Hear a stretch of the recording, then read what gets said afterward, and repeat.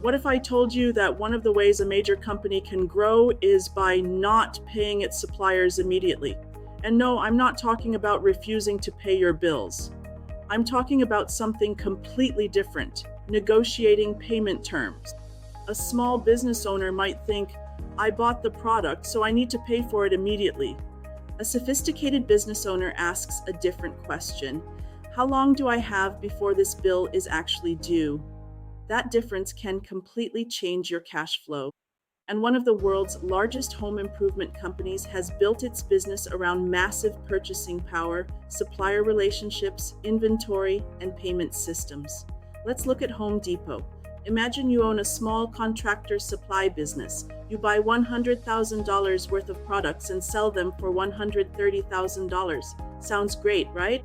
But there's a problem. You have to pay your supplier today. Your customer doesn't pay you for 30 days. So where does the money come from? You have to put up your own cash. Now imagine your business grows to $1 million, then $5 million. Your sales are growing, but so is the amount of cash trapped inside the business. This is where payment terms become powerful. Home Depot operates at a scale where supplier relationships and payment terms become an important part of its working capital system. Its supplier agreements can include defined payment periods and incentives for early payment. For example, a Home Depot supplier agreement states that they generally pay undisputed amounts within 45 days, while offering a 2% discount on invoices paid within 30 days. That means the company has options: pay earlier and capture a discount, or use the agreed payment period and preserve cash longer. That isn't simply an accounting detail. That's a financial strategy. Let's make this simple. If your suppliers give you time to sell the inventory before your payment is due, your customer's money can come into your business before the supplier payment has to leave. Now you have something extremely valuable: working capital. You can use that cash to open another location, buy equipment, hire employees, market the business, or purchase more inventory. The business is growing without requiring you to fund every dollar from your personal bank account. Now, don't misunderstand the lesson. This does not mean don't pay your bills, and it definitely doesn't mean pay whenever you feel like it.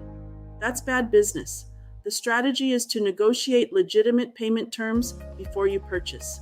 Net 15, 30, 45, or 60, whatever makes sense for the industry. And then you manage those commitments professionally. Your supplier should know exactly when they're getting paid. Here's where this gets interesting for a small business owner. The next time a vendor says, your invoice is due upon receipt, don't automatically assume that's the only option. Ask, what payment terms do you offer established customers? You might hear net 30, then ask, what would I need to do to qualify for net 45? Now you're negotiating. Maybe you can offer automatic payments, larger volumes, or a longer-term commitment. You are not asking the supplier to give you something for free. You're negotiating the timing of the cash. And timing is incredibly important in business. Revenue tells you how much money you're generating. Profit tells you whether the business is making money. But cash flow tells you whether you can survive long enough to use that profit.